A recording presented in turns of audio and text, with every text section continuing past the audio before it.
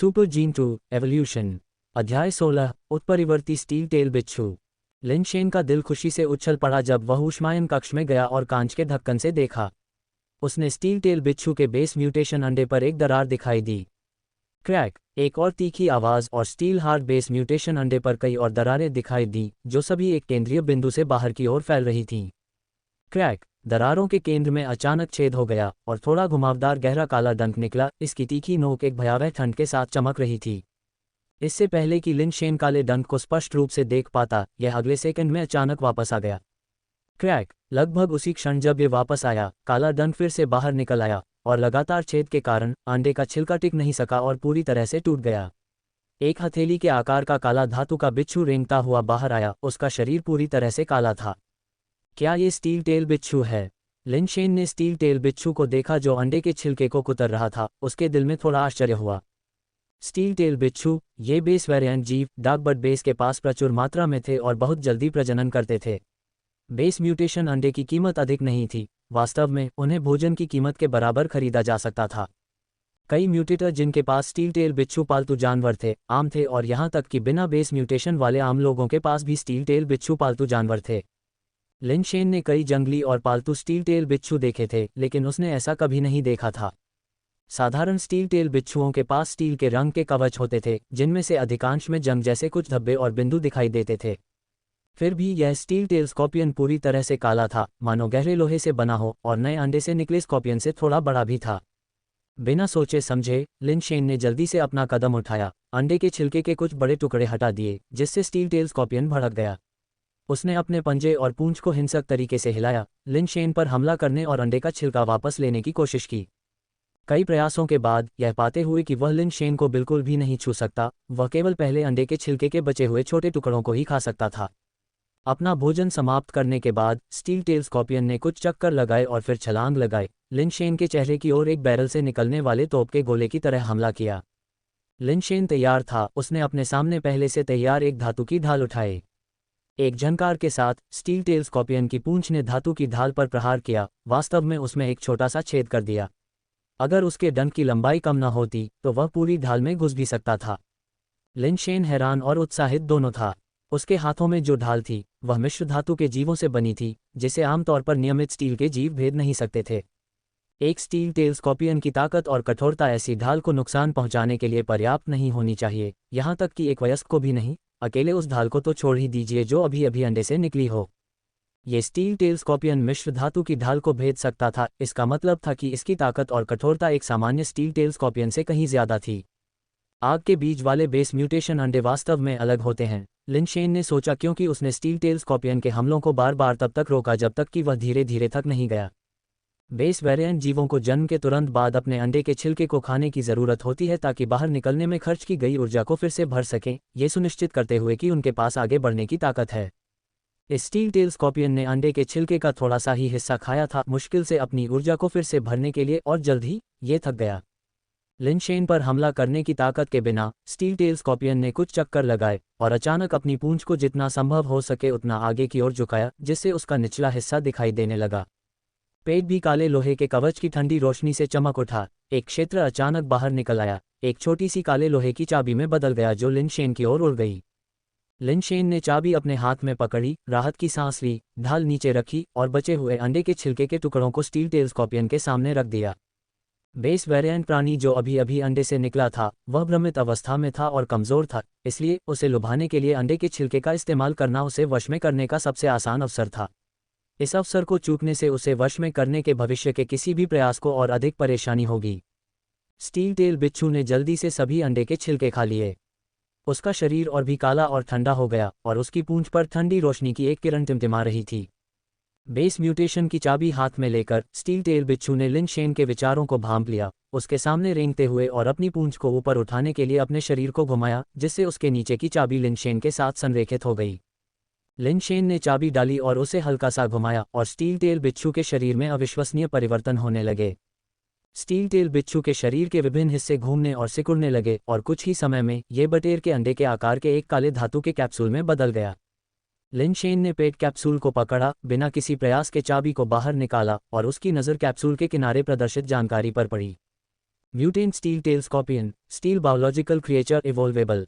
ताकत 10, गति 9.9, कठोरता 10, दृढ़ता 10, बेस म्यूटेशन टैलेंट, मजबूत आर्मर पियर्सिंग स्टिंगर।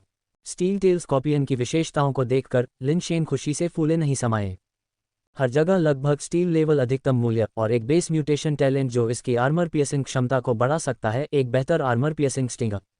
जबकि आर्मर पियर्सिंग स्टिंगर टैलेंट आम था, शक्तिशाली वेरिएंट कुछ विशेष बेस वेरिएंट क्रिएचर के लिए अनन्य प्रतीत होता था। यह म्यूटेंट स्टील टेल स्कॉर्पियन निस्संदेह एक असाधारण हमला प्रकार का पालतू जानवर था। ये विशेषता ही एकमात्र चीजें नहीं थीं जो लिन शेन को इतना उत्साहित करती थीं। वास्तव में उसे आश्चर्य इस बात से हुआ कि म्यूटेंट स्टील टेल स्कॉर्पियन में विकसित होने योग्य विशेषता थी। इसका मतलब यह था कि म्यूटेंट स्टील टेल स्कॉर्पियन में अलॉय या क्रिस्टल बेस लेवल तक आगे बढ़ने की क्षमता थी, जिससे इसका मूल्य सामान्य स्टील पालतू जानवरों के लिए अतुलनीय हो गया। हालांकि सुपरसोनिक गनमैन अलॉय लेवल का था, लेकिन इसकी क्षमता चरम पर थी और आगे बढ़ने की कोई संभावना नहीं थी। यह अब लिन शेन के लिए एक मजबूत संपत्ति थी, लेकिन भविष्य में इसे चरणबद्ध तरीके से समाप्त किया जाना तय था। अगर इस म्यूटेंट स्टील टेल स्कॉर्पियन को ठीक से विकसित किया गया तो इसकी भविष्य की भूमिका सुपरसोनिक गनमैन से कहीं अधिक हो सकती है। Fire seed base mutation egg वास्तव में असाधारण है, लिन शेन ने mutant steel tail scorpion capsule को दूर रखते हुए कहा, और उसकी नज़र अन्य 2 बेस म्यूटेशन एग पर चली गई जो अभी तक नहीं फूटे थे। ये बस अफसोस की बात है। मेरे पास अभी समय नहीं है, लिन शेन ने एक व्यंग्यात्मक मुस्कान और अपने सिर को हिलाते हुए कहा। बेस म्यूटेशन में समय लगा, यह 1 या 2 दिन का मामला नहीं था। अगर लॉकी पर्वत की यात्रा न होती तो लिन शेन निश्चित रूप से स्टील लेवल तक बेस म्यूटेशन को पूरा करने के लिए बचे हुए 2 बेस म्यूटेशन अंडों में से एक चुन सकता था। लेकिन अब बहुत देर हो चुकी थी, क्योंकि क्यूई और वान परिवार लॉकी पर्वत पर जाने से पहले उसके बेस म्यूटेशन को पूरा करने का इंतजार नहीं करेंगे। इस बिंदु तक बाई शेनफेई के इरादे अभी भी स्पष्ट नहीं थे, क्योंकि उसके कार्यों में कई विरोधाभास थे, जिससे उसकी चालों का अनुमान लगाना मुश्किल हो गया था। उस पर सुपर बेस इवोल्यूशनरी सीड ने उसकी उत्पत्ति को और भी रहस्यमय बना दिया, जिससे लिन शेन वास्तव में न्याय करने में असमर्थ हो गया। इसके अलावा लिन परिवार के भीतर निश्चित रूप से एक जासूस था जो आंतरिक और बाहरी परेशानियों का संकेत देता है। लिन शेन ने एक बैकपैक पाया और शेष 2 बेस म्यूटेशन अंडों को लॉकी पर्वत पर ले जाने के इरादे से उसके अंदर रख दिया। शायद उसे वहां बेस म्यूटेशन पूरा करने का मौका मिले। ये चीजें अभी तक मेरी असली लड़ाकू ताकत का हिस्सा नहीं हैं। अग्नि बीज द्वारा दी गई शक्तियां अधिक मूर्त हैं, लेकिन अग्नि बीज कहाँ मिलेगा?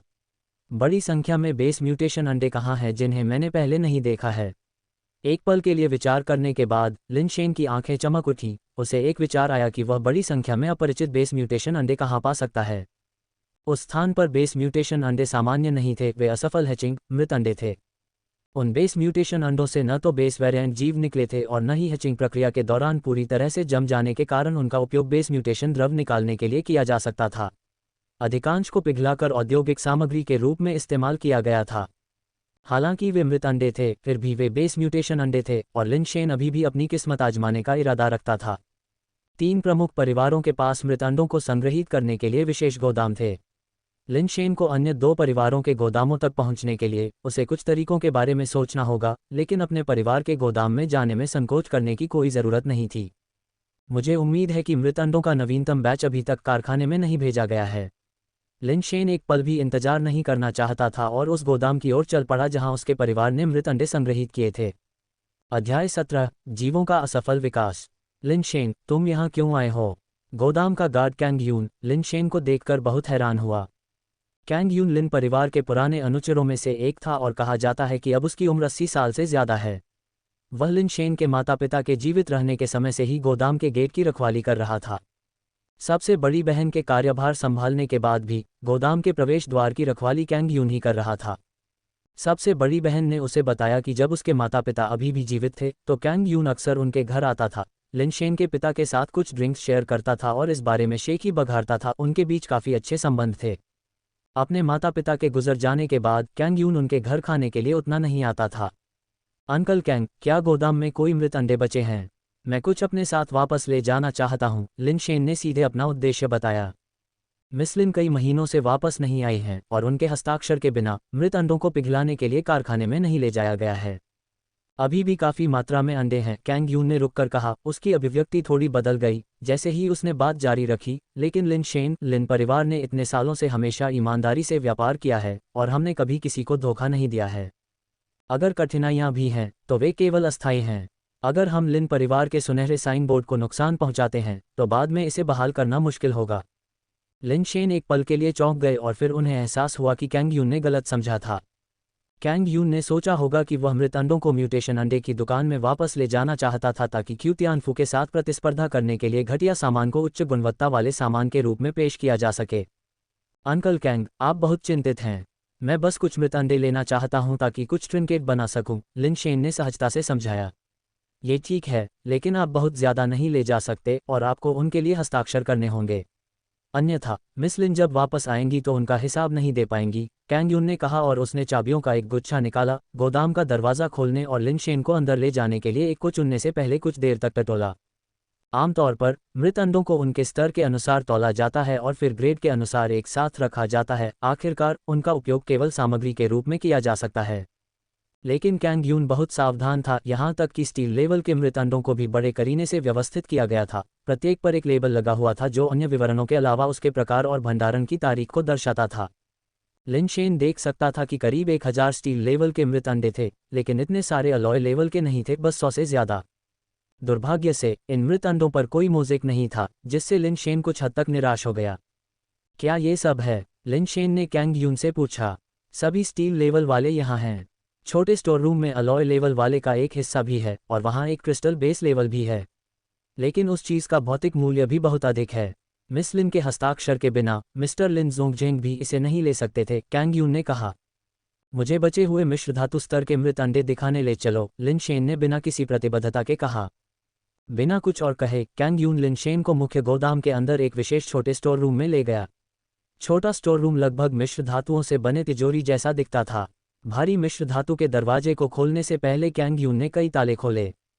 छोटे स्टोर रूम को बनाने के लिए इस्तेमाल की गई धातु साधारण मिश्र धातु नहीं थी, बल्कि मिश्र धातु स्तर के प्राणियों से प्राप्त बेस म्यूटेशन सामग्री से बनी थी। हालांकि यह शुद्ध बेस म्यूटेशन मिश्र धातु नहीं थी, लेकिन इसकी मोटाई वास्तव में बहुत प्रभावशाली थी। साधारण मिश्र धातु स्तर के प्रतियोगी कम समय में छोटे स्टोर रूम के दरवाजे को नहीं तोड़ सकते थे। ये मिश्र धातु स्तर के मृत अंडे शीर्ष स्तर की कठोरता और मजबूती वाले हैं, सभी 18 से ऊपर।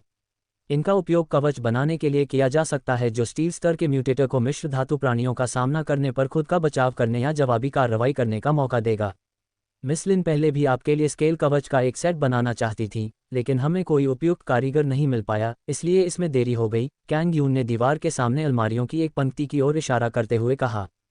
अलमारियों पर विभिन्न आकारों और रंगों के बेस म्यूटेशन अंडे रखे हुए थे, ऐसे अंतर जिन्हें आम लोग मृत और जीवित अंडों के बीच नहीं पहचान सकते। क्या सब यहाँ हैं? लिन शेन ने चारों ओर नज़र घुमाई, लेकिन बहुत निराश हुआ क्योंकि उसे कोई मोज़ेक नहीं दिखाई दिया। सभी मिश्र धातु स्तर वाले यहाँ हैं और वह क्रिस्टल बेस स्तर वाला वहाँ पर है। कैंग यून ने दूसरी जगह की ओर इशारा किया, फिर आगे कहा, हालांकि अब आप उसे नहीं ले सकते। लिन शेन ने अपना सिर घुमाया और देखा कि केवल एक बेस म्यूटेशन अंडा था जो नीलम जैसा दिख रहा था, जो प्रकाश के नीचे एक मंत्रमुग्ध कर देने वाली चमक उत्सर्जित कर रहा था, जिसे कांच के गुंबद से ढके एक विशेष स्टैंड पर रखा गया था। हालांकि यह एक मृत अंडा था, फिर भी यह इतना सुंदर था कि इसका वर्णन नहीं किया जा सकता था, जैसे कि अंदर अनगिनत नीले पहलू हों जो एक फीकी रोशनी बिखेर रहे हों। अफसोस की बात है कि इस पर कोई मोज़ेक भी नहीं था। लिन शेन ने अपना सिर हिलाया और कुछ हद तक निराश महसूस करते हुए आह भरी, लेकिन फिर उसने सोचा कि यह अपेक्षित था, क्योंकि फायर सीड बेस म्यूटेशन अंडा इतनी आसानी से नहीं मिलता। लिन शेन की समझ में अग्नि बीज इस दुनिया के एक बग की तरह था। उन अग्नि बीजों की क्षमताएं छद्म वैज्ञानिक या यहाँ तक कि अवैज्ञानिक थीं। किसी भी अग्नि बीज की क्षमता को बग जैसा अस्तित्व माना जा सकता है। अगर उन्हें ढूंढना वाकई इतना आसान होता तो उसे बेस म्यूटेशन पर बिल्कुल भी निर्भर रहने की ज़रूरत नहीं होती, वह सिर्फ अग्नि बीज की क्षमताओं का इस्तेमाल करके अजेय हो जाता। जैसे ही लिन शेन हार मानने वाला था और बेतरतीब ढंग से कुछ मरे हुए अंडे उठाकर वापस ले जाने वाला था, उसकी नज़र अनजाने में छोटे गोदाम के एक कोने पर चली गई और उसका दिल अचानक धड़कना बंद हो गया। वह क्या है? लिन शेन ने अपने दिल में उत्साह को दबाते हुए कोने में मौजूद चीज़ की ओर इशारा करते हुए कैंग यून से पूछा। लिन शेन वास्तव में यह नहीं समझ पाया कि वह क्या था, क्योंकि वह मोज़ेक से छिपा हुआ था और पूरी तरह से पहचानने योग्य नहीं था। हालांकि एक बात पक्की थी, वह बेस म्यूटेशन अंडा नहीं था। कोई भी बेस म्यूटेशन अंडा किसी लंबी छड़ के आकार का नहीं था, और वह चीज़ कम से कम 3 से 4 मीटर लंबी थी। निश्चित रूप से वह बेस म्यूटेशन अंडा नहीं था। ओह, वह चीज़! कैंग यून ने लिन शेन की ओर इशारा करते हुए देखा और एक पल के लिए याद करने के बाद आगे कहा, यह एक सांप जैसा बेस वेरिएंट प्राणी है। श्री लिन जोंगजेंग इसे वापस लाए थे। उन्होंने कहा कि यह एक मिश्र धातु प्राणी होना चाहिए था जिसमें विकसित होने की क्षमता थी। क्रिस्टल बेस में अपनी पदोन्नति के दौरान इसमें किसी तरह की विफलता हुई और यह मर गया। जब श्री लिनज़ोंगजेंग ने इसे पाया तो ये पहले से ही सीधा पड़ा हुआ था, एक तरह के कवच में लिपटा हुआ था जिसका केवल सिर खुला था, शरीर पूरी तरह से जम गया था। श्री लिनज़ोंगजेंग ने कवच को तोड़ा और इसे वापस ले आए। वह मूल रूप से इसे पिघलाकर कुछ बनाना चाहते थे, लेकिन कई प्रयासों के बाद वे इसे पिघला नहीं पाए। ये पूरी तरह से अनुपयोगी था, इसलिए इसे यहाँ छोड़ दिया गया। श्री लिनज़ोंगजेंग ने कहा कि यह अपने बेस म्यूटेशन को पूरा करने और क्रिस्टल बेस की ओर बढ़ने के करीब रहा होगा। यह अज्ञात है कि यह क्यों विफल हुआ, लेकिन इसका शरीर पहले से ही आंशिक रूप से क्रिस्टलीकृत हो सकता है, इसलिए इसकी कठोरता और दृढ़ता क्रिस्टल बेस लेवल के बराबर हो सकती है। हालांकि किसी अज्ञात कारण से इसे पिघलाना मुश्किल है। शायद बाद में अगर हमें अल्ट्रा हाई टेम्परेचर भट्टियों वाले उन ठिकानों पर जाने का मौका मिले तो हम ये देखने की कोशिश कर सकते हैं कि क्या इसका इस्तेमाल कुछ बनाने के लिए किया जा सकता है। कैंग यू की बात सुनते हुए लिनशेन उस वस्तु के किनारे चले गए और मृत बेस वेरिएंट प्राणी को छूने के लिए आगे बढ़े। जैसे ही उनकी उंगलियों ने इसे छुआ उन्हें तुरंत ठंडक का एहसास हुआ, लेकिन ये बिल्कुल ठंडा नहीं था। उन्होंने इसे अपने हाथ से पकड़ा और पाया कि हालांकि यह लंबा था, ये बहुत मोटा नहीं था। लिनशेन की उंगलियों की लंबाई के साथ वह आसानी से उन्हें इसके चारों ओर लपेट सकता था। उसकी उंगलियां धीरे धीरे उसके शरीर पर चली गईं, जो महीन रेखाओं के साथ चिकनी थी, एक धातु की याद दिलाती थी जिसे दर्पण पॉलिश किया गया था और फिर जटिल पैटर्न के साथ उकेरा गया था। कैंग यून ने बताया कि यह सांप जैसा दिखता है, लेकिन लिनशेन को लगा कि यह बिल्कुल सांप जैसा नहीं है। सांप का शरीर आमतौर पर बीच में मोटा होता है और सिरों की ओर पतला होता है, लेकिन इस चीज का शरीर लगभग पूरी तरह से एक ही मोटाई का था, सिवाय बहुत नुकीले पूंछ वाले सिरे के। इसके अलावा इस लंबाई का सांप संभवतः इतना पतला नहीं हो सकता। बेस वेरिएंट क्रिएचर के रूप में इसकी लंबाई और मोटाई असंगत लग रही थी, एक मोटे तौर पर बनाए गए लंबे फेंकने वाले भाले की तरह। लिनशेन ने इसे बीच से पकड़ लिया और इसे उठाने के लिए थोड़ा बल लगाया। अध्याय 18 जाल बिछाना। लिनशेन का अनुमान लगभग सही था। वस्तु 3 मीटर से ज्यादा थी लेकिन लंबाई में 4 मीटर से कम थी और इसे पकड़ना बहुत अच्छा लगा। इसे 2 बार घुमाने पर वह आश्चर्यचकित था कि यह कितनी अच्छी तरह से संभाली जा सकती है, वास्तव में एक अजीबोगरीब डिजाइन वाले भाले की तरह। अप्रत्याशित रूप से ये बिल्कुल भी भारी नहीं था, इसका वजन केवल 15 पाउंड था, जो आश्चर्यजनक रूप से हल्का था। औसत व्यक्ति के लिए 15 पाउंड वजन वाली किसी चीज को घुमाना काफी कठिन होगा, लेकिन सौभाग्य से लिनशेन ने खुद को मजबूत करने के लिए लगातार बेस म्यूटेशन फ्लूइड का इस्तेमाल किया था। हालांकि वह बेस म्यूटेशन से नहीं गुजरा था, लेकिन उसकी ताकत ऐसी नहीं थी जिसकी बराबरी आम इंसान कर सके, इसलिए इसे घुमाने में उसे कोई समस्या नहीं हुई। कैंग, मुझे ये चीज उधार दो, लिनशेन ने कैंग यू को देखते हुए कहा। जरूर, बस हस्ताक्षर करो और इसे ले लो, कैंग यू ने आश्चर्यजनक रूप से हवा में जवाब दिया। क्या तुम सच में मुझे इसे लेने दे रहे हो? लिनशेन ने अविश्वास में पूछा, एक बार फिर पुष्टि की आवश्यकता थी। आखिरकार यह एक आधा क्रिस्टल बेस सामग्री थी, काफी मूल्यवान। कैंग यून ने हंसते हुए कहा, हमारे बेस में इस तरह की सामग्री को गलाने के लिए उपकरण भी नहीं हैं। इसे लेना आपके लिए बेकार है और आपको इसे अंततः वापस लाना होगा। ठीक है, तो मैं इसे ले जा रहा हूं, लिनशेन ने अपना नाम हस्ताक्षर करने और आइटम उधार लेने के बाद कहा। वापस जाते समय लिनशेन अभी भी सोच रहा था कि क्या क्यूई और वांग परिवारों के गोदामों का दौरा करना चाहिए, लेकिन अंततः उसे कोई उपयुक्त बहाना नहीं मिल पाया। वे लिन परिवार के किसी व्यक्ति को अपने भंडारण में जाने की अनुमति देने की संभावना नहीं रखते थे। इस तरह की खोज होना पहले से ही अविश्वसनीय भाग्य का एक झटका है।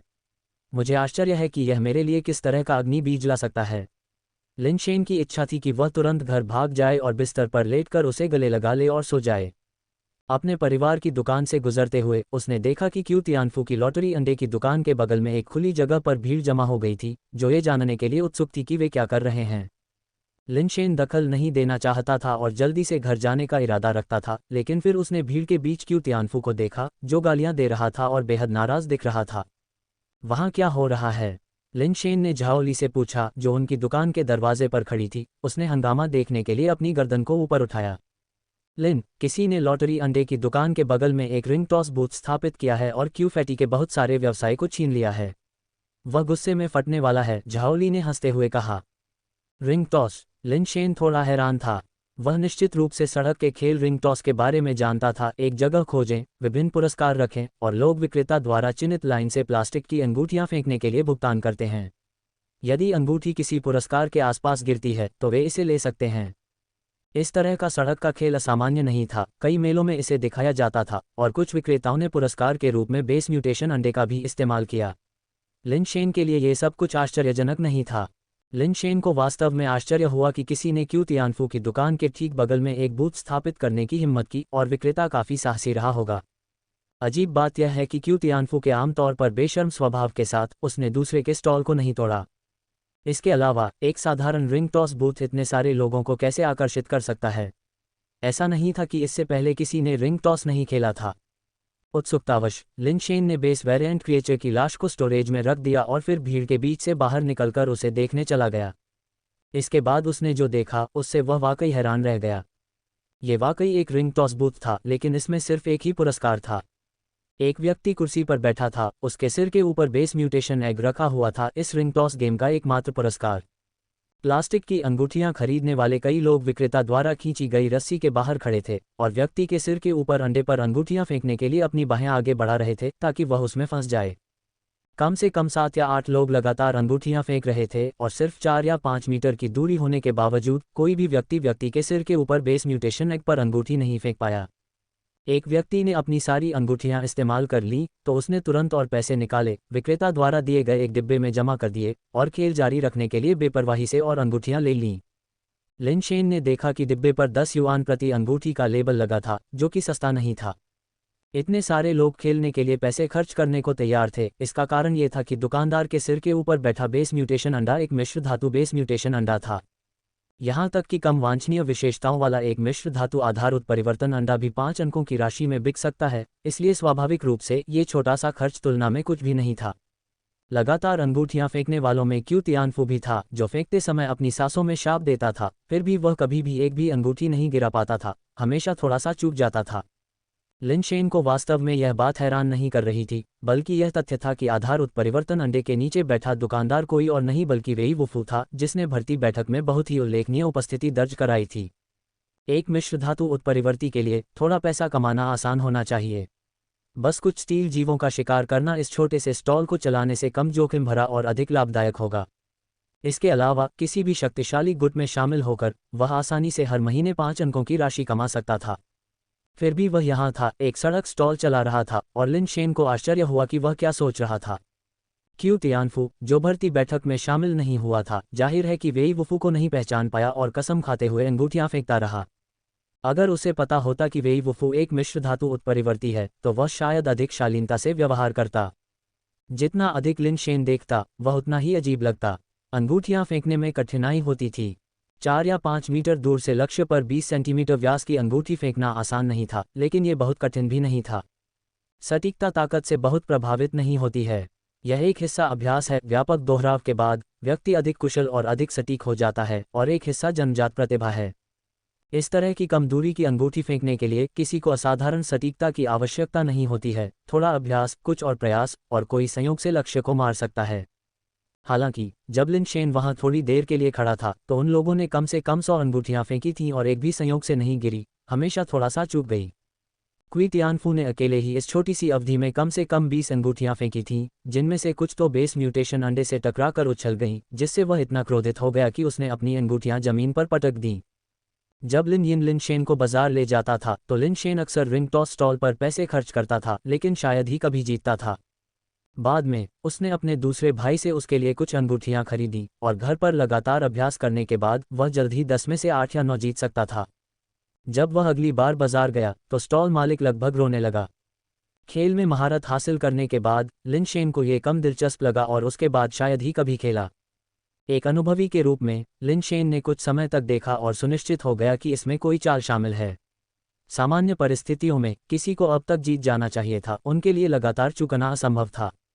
वेई वुफू काफी चरित्रवान है, वह बस पैसे चुरा सकता था, फिर भी उसने ये सब दिखावा करना चुना। लिन शेन ने खुद से सोचा, लानत है, तुम धोखा दे रहे हो, है ना? क्यू तियानफू ने 20 और रिंग्स उठाईं और हर एक से चूक गया। कई रिंग्स ऐसी दिखीं कि वे उछलकर बाहर चली गईं। आखिरकार उसने अपना आपा खो दिया और वेई वुफू को कोसने लगा। जब तुम इतने अनाड़ी और बदकिस्मत हो तो यह वास्तव में तुम्हारे चरित्र की कमी को दर्शाता है। लिन शेन क्यू तियानफू का मजाक उड़ाने का मौका नहीं चूकता। जब क्यू तियानफू ने मुड़कर देखा कि यह लिन शेन है तो उसने कोसने के लिए अपना मुंह खोला, लेकिन उसे कुछ याद आ गया और उसने अपने शब्दों को निगल लिया। घूरते हुए और व्यंग्य करते हुए, यदि आप, श्री लिनशेन, इतने कुशल और भाग्यशाली हैं, तो आप एक रिंग क्यों नहीं उतारते और मुझे दिखाते हैं? यदि आप ऐसा कर सकते हैं तो मैं अब से हर दिन आपको बॉस कहूंगा। अध्याय 19, लक्ष्य पर निशाना लगाओ। भूल जाओ, मेरे पास तुम्हारे जैसा कोई शर्मनाक पोता नहीं है, लिनशेन ने दिखावटी तिरस्कार के साथ कहा।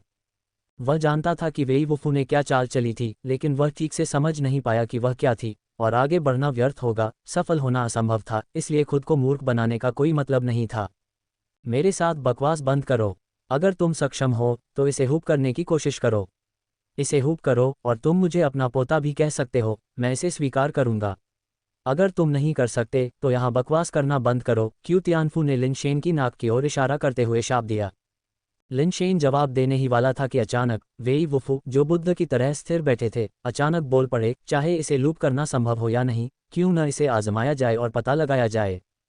क्यू तियानफू और लिनशेन वेई वुफू को देखने से खुद को रोक नहीं पाए। क्यू तियानफू ने अपनी भौहें सिकुड़ी और लिनशेन को भी यह अजीब लगा। वेई वुफू के अचानक ऐसा कहने का क्या मतलब है? दूसरे लोग शायद न समझ पाएं, लेकिन मुझे साफ पता है कि उसने निश्चित रूप से धोखा दिया है। लेकिन उसके लहजे से क्या वह अब और धोखा देने की योजना नहीं बना रहा है? ये समझ में नहीं आता। लिनशेन को लगा कि कुछ गड़बड़ चल रही है। उसने नहीं सोचा था कि सिर्फ इसलिए कि उसने पहले उसे मुश्किल स्थिति से बाहर निकालने के लिए एक टिप्पणी की थी, वेई वुफू अचानक आभारी हो जाएगा और उसे मिश्र धातु अंडे को हुक करने देगा।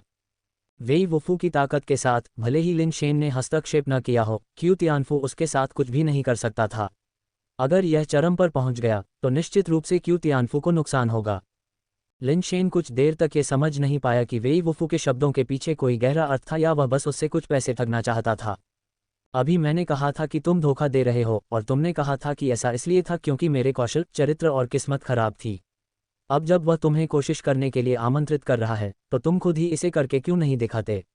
अगर तुम कोशिश करने से डरते हो तो कोई बात नहीं, बस ये स्वीकार करो कि तुमने पहले जो कुछ भी कहा वह बकवास था। मुझे लॉर्ड फू कहो और मैं बीती बातों को भूल जाऊंगा, आज तुम्हें छोड़ दूंगा। क्यू तियानफू ने लिनशेन को अपने शब्दों से चिढ़ाया। उसे लगा कि वेई वुफू ने ऐसा इसलिए कहा था ताकि वह लिनशेन को उसके पैसे से ठग सके, इसलिए उसने आग में घी डालने का काम किया। क्यू तियानफू परेशान था कि उसे ठगा गया था और वह इस बात पर सो नहीं सका। अगर लिनशेन को भी ठगा जाता तो उसे तुरंत लगता कि दुनिया एक उज्जवल जगह है और उसका पूरा जीवन अधिक प्रबुद्ध प्रतीत होता। पैसा महत्वपूर्ण चीज नहीं थी, महत्वपूर्ण बात यह थी कि लिनशेन के लिए यह आसान नहीं होना चाहिए। ये सिर्फ छल्ले घुमाने जैसा है, चलो इसे करते हैं, लिनशेन ने कहा और बॉक्स की ओर चला गया। उसमें 100 रुपये डाले और अपने लिए 10 छल्ले निकाले। लिनशेन क्यू तियानफू के उकसावे में नहीं आया, उसे बस वेई वुफू बहुत अजीब लगा। आज यहाँ स्टॉल लगाना शायद सिर्फ पैसे कमाने के लिए नहीं था, ऐसा लग रहा था कि वह या तो उसे या फिर विशेष रूप से क्यू तियानफू को निशाना बना रहा था। लिनशेन देखना चाहता था कि वेई वुफू वास्तव में क्या करने वाला है। 10 छल्ले, ये बहुत कम है, पर्याप्त नहीं है। अगर आपके पास पैसे कम हैं तो बस इतना ही कहिए और मैं, लॉर्ड फू, आपकी मदद करूंगा, क्यू तियानफू ने व्यंग्यात्मक लहजे में कहा। पर्याप्त हो या नहीं, इसे उछालो और हम जान जाएंगे, लिनशेन ने कहा और उसने लापरवाही से वेई वुफू के सिर के ऊपर एक अंगूठी फेंकी। कई सालों से ऐसा न करने के कारण उसकी तकनीक स्पष्ट रूप से जंग खा गई थी, जिसके परिणामस्वरूप पूरी तरह से चूक हुई। छोटे लिन, मैं आपके चरित्र पर टिप्पणी नहीं करूंगा, लेकिन आपके कौशल में वास्तव में कमी है, क्यू तियानफू ने कहा, अपनी खुशी को छिपाने में असमर्थ। मैं बस आपकी भावनाओं को बख्श रहा हूं। क्या आपने कम से कम 100 अंगूठियां नहीं फेंकी हैं? अगर मैं एक ही शॉट में इसे मार देता तो क्या आप अक्षम नहीं दिखते? लिनशेन ने 2 और अंगूठियां फेंकते हुए कहा, जिसके परिणामस्वरूप फिर भी चूक हुई। मुझे अपनी भावनाओं को बख्शने के लिए किसी की जरूरत नहीं है। अगर आप सक्षम हैं तो बस इसे घुमाएं, जो नहीं कर सकता वह पोता है, क्यू तियानफू ने कहा। फू, तुम सच में बहुत निर्दयी हो, इतने निर्दयी कि तुम खुद को भी कोसोगे। लिनशेन ने क्यू तियानफू के शब्दों पर हंसते हुए बिना देखे एक और अंगूठी फेंकी, कुछ कहने की योजना बनाई लेकिन फिर रुक गए। अंगूठी मिश्र धातु अंडे पर गिर गई। घेरा अंडे के खोल से टकराया, उछला और फिर नीचे गिर गया। वेई वुफू के सिर पर आराम से उतरा, जिससे मिश्र धातु अंडा गिर गया। क्यू तियानफू का चेहरा गुस्से से काला पड़ गया, उसका गाल कांप रहा था, वह गुस्से से कांपते हुए 3 फीट ऊपर कूद गया। लिनशेन और वेई वुफू की ओर इशारा करते हुए उसने गाली दी, तुम बेशर्म लिनशेन, ये तुमने मेरे लिए एक और जाल बिछाया है न? यह आदमी कोई ऐसा व्यक्ति होगा जिसे तुमने मुझे ठगने के लिए बुलाया है न? इससे पहले कि लिनशेन जवाब दे पाता, वेई वुफू पहले ही उठ खड़ा हुआ। उसने अपने सिर से मिश्र धातु का अंडा निकाला और लिनशेन की ओर फेंक दिया। अपना सामान पैक करते हुए उसने कहा, ये घेरा हुआ है, मिश्र धातु का अंडा तुम्हारा है, मैं तुम्हारे साथ आ रहा हूँ। बढ़िया, तो तुम दोनों वाकई मिलीभगत कर रहे हो। लिटिल लिन, तुम और भी बेशर्म होते जा रहे हो। तुम वाकई ऐसी चालाकी करने की हिम्मत कर रहे हो। क्यू तियानफू के हाव भाव बेहद बदसूरत थे, ऐसा लग रहा था कि वह लिन शेन से लड़ने वाला था। लिन शेन पूरी तरह से हैरान था, उसे समझ में नहीं आ रहा था कि वेई वुफू का क्या इरादा था। वेई वुफू सिर्फ इसलिए उसका पीछा क्यों करेगा क्योंकि उसने मिश्र धातु का अंडा लूप किया था। रुको, भाई वेई, तुम्हारा क्या मतलब है? अगर तुम वाकई मिश्र धातु का अंडा नहीं छोड़ सकते तो मैं तुम्हें वापस दे सकता हूँ, लिन शेन ने कहा। बैकक्वोट, वेई वुफू ने अपना सामान पैक किया, अपनी पीठ पर एक बड़ा बैग लटकाया और भावशून्य चेहरे के साथ कहा, पुरस्कार में और मिश्र धातु का अंडा है। तुमने इसे जीत लिया है और स्वाभाविक रूप से मुझे तुम्हारा पीछा करना होगा। लिन शेन समझ गया और अपनी भौं सिकोड़ते हुए कुछ नहीं बोला। अब इसे देखकर ऐसा लग रहा था कि वेई वुफू ने अपना स्टॉल खास तौर पर उसके लिए बनाया था। जाना इतना आसान नहीं होगा। क्यू तियानफू की मांसपेशियां कांप उठीं और एक स्टील जैसा रहस्यमय पदार्थ उसकी त्वचा से उसके पूरे शरीर पर फैल गया, जो जल्दी ही एक मोटे स्टील के कवच में बदल गया जिसने उसके पूरे शरीर को लपेट लिया। इस प्रक्रिया में उसके कपड़े फट गए। स्टील के टैंक जैसे दिखने वाले क्यू तियानफू ने वेई वुफू का रास्ता रोक दिया। स्टील से बनी उसकी मुट्ठी सीधे वेई वुफू की छाती पर लगी और उसने गुस्से में शाप दिया, कौशल से खेलते हुए, अगर लॉर्ड फू हार जाता है तो मैं हार मान लेता हूँ, लेकिन अगर तुमने चालाकी की तो लॉर्ड फू तुम्हें मार डालेगा। स्टील की विशाल मुट्ठी एक पल में वेई वुफू तक पहुंच गई, लेकिन वेई वुफू ने इसे बिल्कुल भी नहीं देखा और अपनी छाती को बाहर निकालकर वह उससे टकरा गया। देखने वाले लोग चौंक गए। क्यू तियानफू की स्टील की मुट्ठी वेई वुफू की छाती में एक बड़ा छेद करने वाली थी। अगले ही पल कुछ अप्रत्याशित हुआ। क्यू तियानफू की स्टील की मुट्ठी वेई वुफू की छाती पर जोर से लगी, लेकिन उसे तोड़ नहीं पाए, न ही वेई वुफू को आगे बढ़ने से रोक पाए। केवल धातु के टकराने की जोरदार आवाज हुई और क्यू तियानफू चिल्लाया, पीछे हटते हुए वेई वुफू पर वार करने वाले हाथ को ढक लिया। वह कई कदम पीछे हट गया और आखिरकार जमीन पर धड़ाम से बैठ गया। उस मुट्ठी पर लगा स्टील का कवच टूट गया और उसमें से लगातार खून बह रहा था। उसकी पांचों उंगलियां अभी भी बेकाबू होकर कांप रही थीं, पकड़ भी नहीं पा रही थीं, शायद हड्डियां टूट गई थीं या फ्रैक्चर हो गया था। लिन शेन, मुझसे निपटने के लिए एलॉय लेवल लाने के लिए तुम्हें बधाई। मेरा क्यू परिवार इसे जाने नहीं देगा। क्यू तियानफू अपने हाथ में दर्द सहते हुए ऊपर चढ़ा और लिन शेन को घूर कर देखा। वह लिन परिवार से नहीं है और मैंने उसे तुम्हारे पीछे आने को नहीं कहा। मानो या न मानो, ये तुम पर निर्भर है, लिन शेन ने संक्षेप में समझाया और जाने के लिए मुड़ गया। वेई वुफू बड़ा बैग लेकर उसके पीछे पीछे चला गया। जब वह क्यू तियानफू के पास से गुजरा तो उसने कहा, मेरा नाम वेई वुफू है, अगर तुम्हें कोई समस्या है तो मुझे ढूंढो। ये कहकर वेई वुफू पीछे देखे बिना चला गया। वेई वुफू, क्यू तियानफू दंग रह गया। हालांकि वह वेई वुफू को नहीं पहचानता था, लेकिन उसने भर्ती सम्मेलन में एक अलॉय बेस म्यूटेटर के आने के बारे में सुना था। उसने कभी उम्मीद नहीं की थी कि सड़क पर स्टॉल चलाने वाला भर्ती सम्मेलन से अलॉय बेस म्यूटेटर वेई वुफू होगा। कल ही क्यू तियानफू ने सुना था कि उसके परिवार के किसी व्यक्ति ने विशेष रूप से वेई वुफू की तलाश की थी। उम्मीद थी कि वह क्यू परिवार में शामिल हो जाएगा, लेकिन उन्हें अस्वीकार कर दिया गया था। क्यूई परिवार से पहले वांग परिवार पहले ही उनसे मिलने आ चुका था और उन्हें भी इसी तरह से वापस कर दिया गया था। ऐसा कहा जाता है कि वांग परिवार के लोगों ने वेई वुफू से लड़ाई भी की थी ताकि वे अपनी ताकत से उसे वश में कर सकें।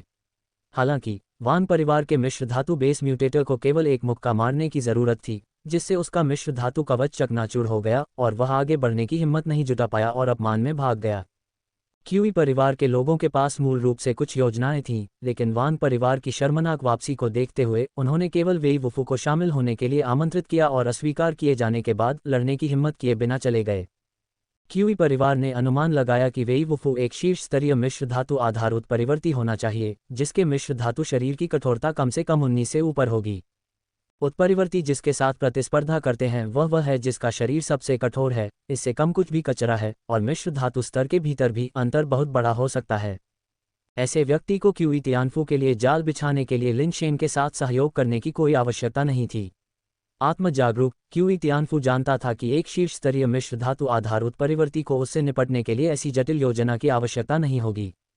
क्या ये हो सकता है कि वेई वुफू वास्तव में लिन शेन द्वारा बहकाया गया था? क्यूई तियानफू को पछतावा हुआ। अगर उसने लिन शेन को कोशिश करने पर जोर नहीं दिया होता, अगर उसने दृढ़ता दिखाई होती, तो शायद वह क्यूई तियानफू वेई वुफू को बहका कर ले जाता। आसपास के दर्शक लिनशेन की अच्छी किस्मत से और भी अधिक आश्चर्यचकित थे, क्योंकि उसने एक मिश्र धातु अंडा और एक मिश्र धातु बेस म्यूटेटर हासिल करने के लिए केवल 40 टुकड़े खर्च किए थे। अध्याय 20 जिया। अगर लिनशेन को पता होता कि क्यू तियानफू क्या सोच रहा है, तो वह निश्चित रूप से सोचता कि उसका दिमाग चर्बी से भ्रमित हो गया है। वापसी के रास्ते में लिनशेन ने पहले ही वेई वुफू को मिश्र धातु का अंडा लौटाने और जहां भी उसे जाना था वहां जाने के लिए मना लिया था। वेई वुफू के पास केवल एक ही जवाब था। उसने कहा कि चूंकि लिनशेन ने उसे पकड़ लिया था, इसलिए वह लिनशेन का आदमी था और जहां भी लिनशेन जाएगा वह उसका पीछा करेगा। लिनशेन ने ज्यादा कुछ नहीं कहा, क्योंकि यह स्पष्ट था कि वेई वुफू ने उसे निशाना बनाया था और भले ही वह पकड़ा न गया हो, वेई वुफू ने निश्चित रूप से उससे चिपके रहने का कोई और तरीका खोज लिया होगा। ऐसा लगता है कि वेई वुफू भी लॉकी पर्वत के लिए आया है। लॉकी पर्वत के अंदर ऐसा क्या हो सकता है जो बाई शेनफेई और वेई वुफू जैसे शक्तिशाली लोगों को आकर्षित कर सके। लिनशेन ने वेई वुफू को भगाने की कोशिश करना बंद कर दिया और उसे लिन परिवार के परिसर के अतिथि कक्ष में ले जाकर लोगों को गुप्त रूप से उस पर नजर रखने का आदेश दिया। लिनशेन, मैंने सुना है कि तुम वेई वुफू को वापस ले आए हो।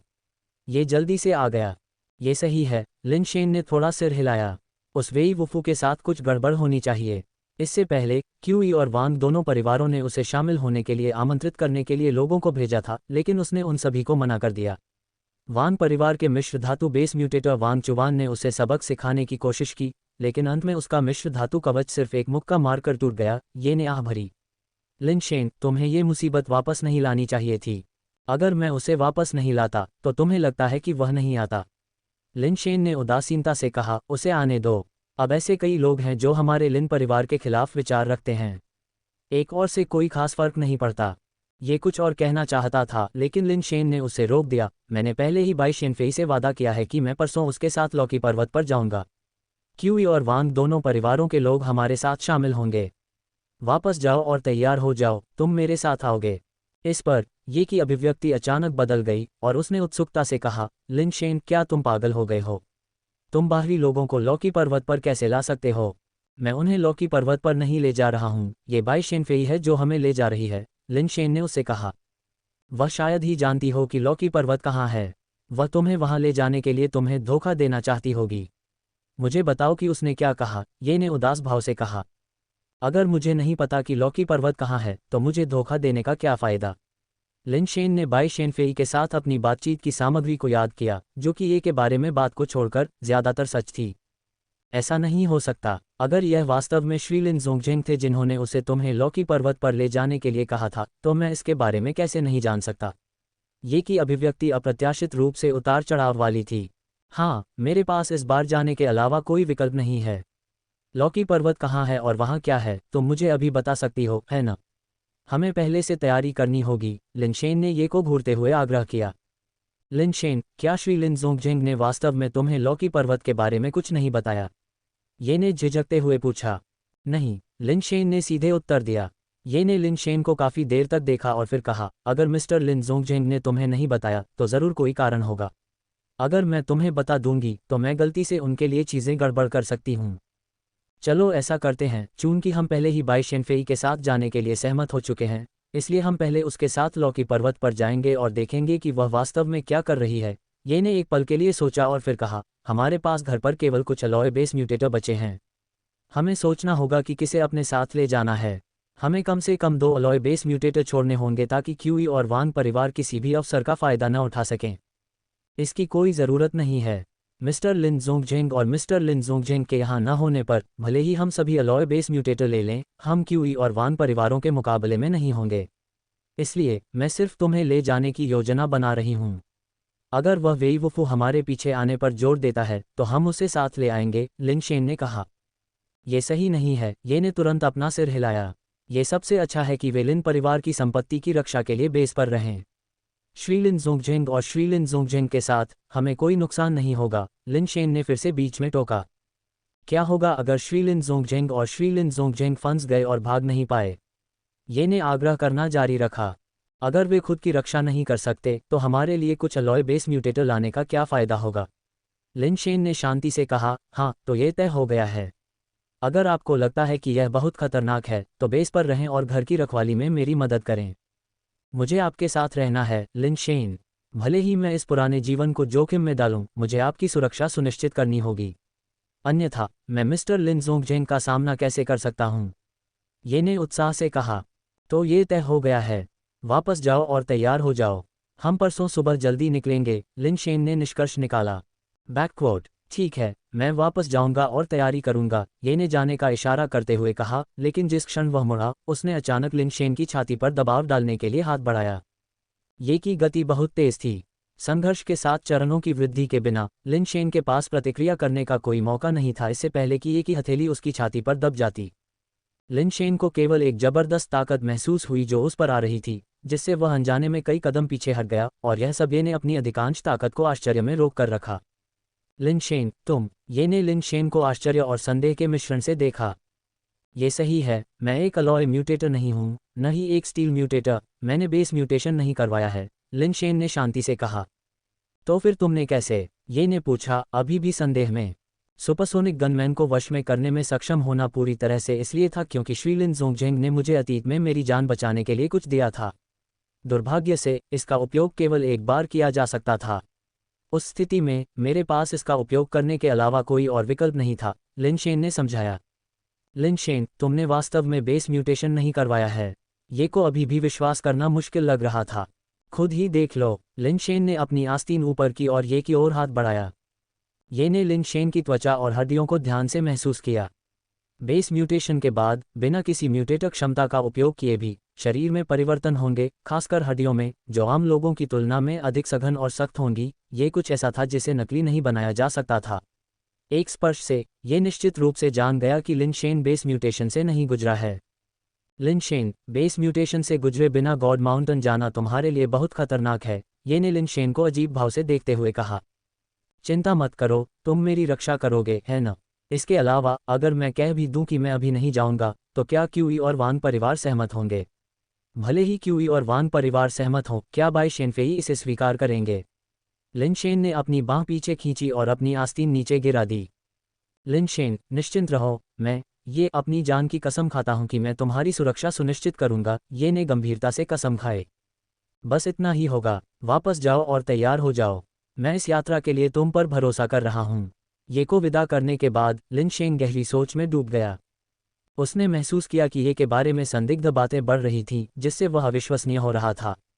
क्यूई और वान परिवार भूखे बाघों की तरह देख रहे थे और बाई शेनफेई और वेई वुफू के इरादों का अनुमान लगाना मुश्किल था। ये यात्रा संभवतः जोखिम से भरी हुई थी।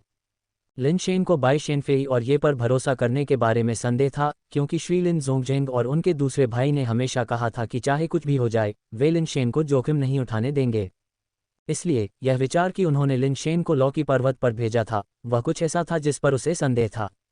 यदि लिन शेन ने जाने से इनकार कर दिया तो संभावना थी कि वे बल का प्रयोग करेंगे।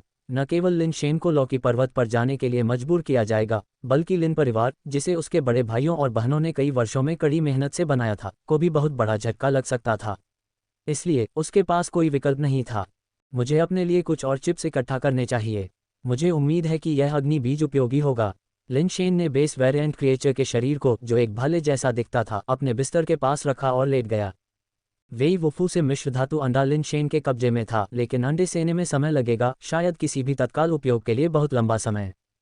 सुपरसोनिक गनमैन निश्चित रूप से एक उपयोगी सहयोगी हो सकता है, लेकिन ऐसी जटिल और खतरनाक स्थिति से निपटने के लिए एक पर्याप्त नहीं है। लिन शेन ने अपने साथ कुछ मिश्र धातु पालतू जानवर न होने का अफसोस जताया। अब वास्तव में ऐसा कोई स्थान नहीं था जहां वह जल्दी से मिश्र धातु पालतू जानवर प्राप्त कर सके। लिन शेन ने इससे पहले शायद ही कभी बेस छोड़ा था। बेस के अंदर लोग उसकी रक्षा करते थे और उसे ऐसे पालतू जानवरों की कोई ज़रूरत नहीं थी। ऐसा लगता है कि मैं सिर्फ उन बग जैसे अग्नि बीजों पर ही भरोसा कर सकता हूँ। जैसा कि लिन शेन ने सोचा, वह नींद में डूब गया। उसे नहीं पता था कि वह कितनी देर सोया था जब लिन शेन ने महसूस किया कि उसके शरीर पर कुछ ठंडा फिसल रहा है। उसकी ठंडक उसकी त्वचा पर से गुजर रही है, जिससे उसके बाल अनायास ही खड़े हो गए और वह जाग गया। लिन शेन ने अपनी आंखें खोलीं और तुरंत उसकी आंखें चौड़ी हो गईं, लगभग डर के मारे बिस्तर से कूद गया। ऐसा नहीं था कि वह कूदना नहीं चाहता था, लेकिन उसके शरीर पर किसी सांप जैसी चीज ने घेरा बना रखा था, जिसने उसे एक छड़ी की तरह कसकर जकड़ रखा था, जिससे वह बिल्कुल भी छलांग नहीं लगा सकता था। वह चीज जिंदा है। लिन शेन ने सांप जैसे प्राणी को अपना सिर उठाते और उससे आंख मिलाते हुए देखा। आखिरकार उसका असली रूप देखा।